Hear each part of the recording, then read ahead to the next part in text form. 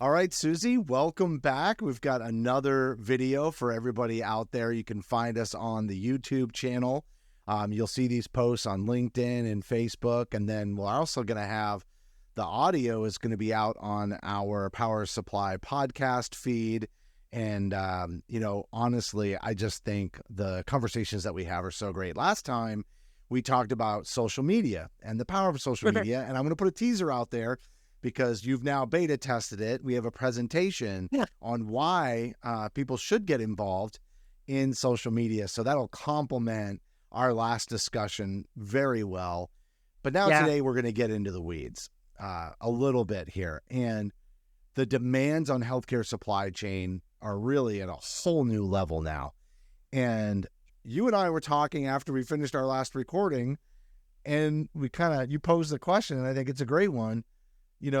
Is materials management, are there entry-level jobs in those roles anymore, or are they requiring a higher level of skill set, coming into the job? And obviously that's also going to kind of wean down the available pool for recruiting if that is the case. But we have to face reality. What are your thoughts on this? The jobs that exist within the supply chain continuum is everything from the distribution tech, which I put up a post and it was amazing how many different ways we call that position, right? There's a lot of different verbiage that's used for that position.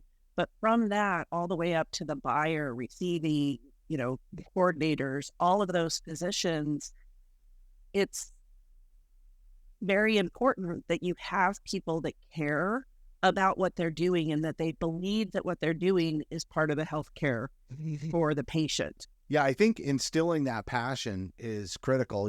We've had a number of podcasts on Power Supply talking about internships and, how do we get that training? And a constant theme in a lot of my discussions, and I know it's covered in our presentation, social media presentation as well, is the fact that OR has an educator on every single time.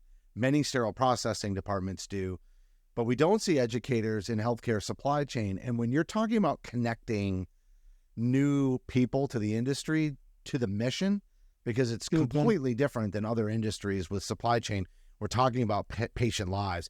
And that soft skill that you're talking about, boy, does that ever have to marry up, especially if you're going to have a long career in healthcare supply chain.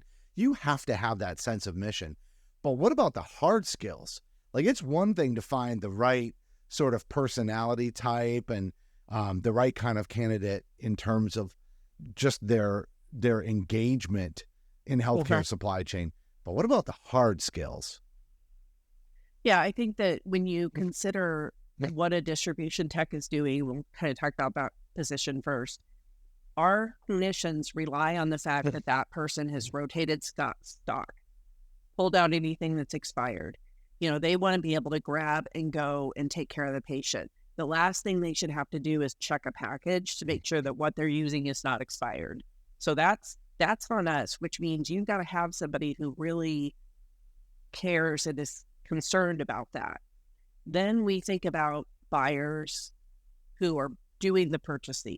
You've got to make sure that they're following processes, that they're buying correctly, that they're getting the right information on the PO, meaning they're ordering 25 each or one box of 25 and not paying attention, and we end up with 25 boxes, right? And then restock fees and all of that.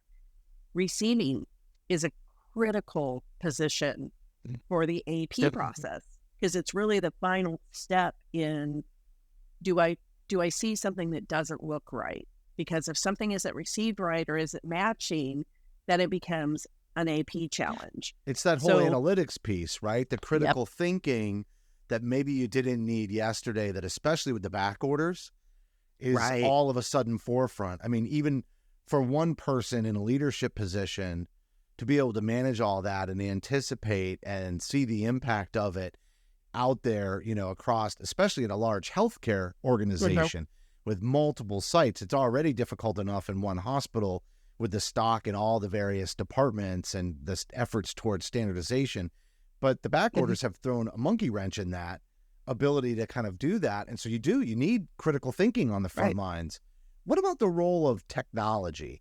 Is technology going to be able to come and save the day in terms of the level of critical thinking? I'm kind of where I'm going with this is, can certain software packages, solutions, etc., bring that AI to the forefront and help do like assisted critical thinking? Is that going to help us maintain entry-level candidates coming into materials management so that that pool is broader? Or is this something that you're thinking is like, no, we're really going to need people who can think critically right out of the gate? I think we're never going to remove completely the human touch points, right? Because you can. I mean, yes, they can scan a package and maybe it deems that it's not going to expire for the next year. You still need that human to have the right package in their hand and put it in the right place, right? And the negative about supply chain, we are not a revenue generating department per se, right? So when you think about technology and what a hospital is going to spend money on, unfortunately, we kind of end up at the bottom of that. Even EVS ends up with more technology than we have because they'll get a message that a patient's now discharged and they can send somebody off to that room to get it turned over quickly. Which goes back to our conversation on HCAP scores, right? Like that, it may not be a revenue generating center EVS, but it can definitely be a revenue sucker in terms of if they don't do a great job, it's hitting the bottom line.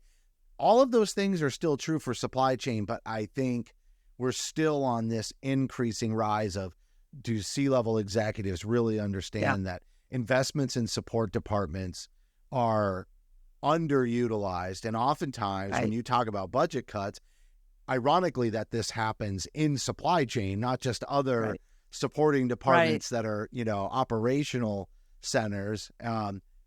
But those budgets are the ones that get cut first. Right. And so we typically whittle it down until all of a sudden, I won't say a catastrophe, but all of a sudden we realize just how under funded and how lean those departments are running. And all of a sudden it breaks and we push it till it breaks. It's so ironic that supply chain, that happens to them. And they're the ones, that are typically managing that.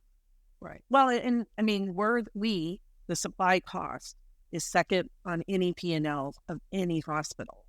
So we spend the most compared to staffing.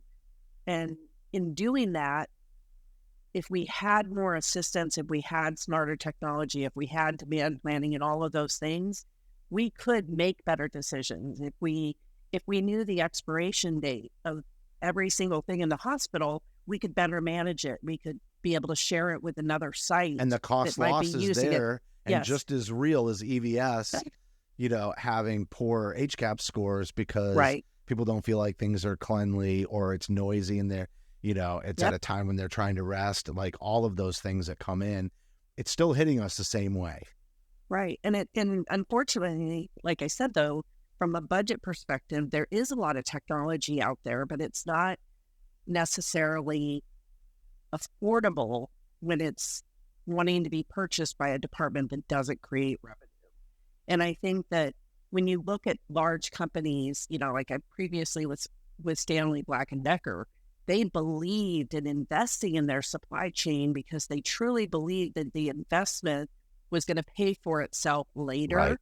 We're just not quite there yet in the hospital setting. I think we're going to see more, but the human element is very important, but also the data and being able to work on the data is critical. So unfortunately, many directors end up having to help, whether it's a call out or, vacation or whatever it might be. And the data or the critical thinking, the proactive work kind of gets pushed to the side because they're trying to do the physical work, because the physical work doesn't change. We still have departments that we have to go stock, even if they have 3 fewer patients, our part of it doesn't change. Yeah. So it's an interesting dynamic. And that contributes to burnout, which is a serious concern. And, we need capable people coming in who are able to shoulder that burden for sure. Suzi, great conversation. I almost feel like burnout might be our next topic of conversation. We'll have to, we'll have to explore some topics, but I've enjoyed these, many more coming for the audience on YouTube, and really great work. Just, continuing to have sort of these thoughtful discussions.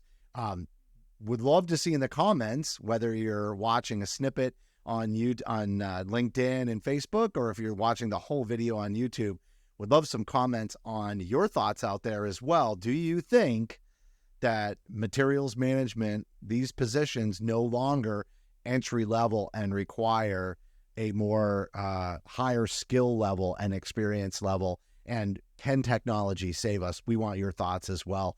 Thanks for listening to this video. Suzi, great job. Thanks, Justin. You take care.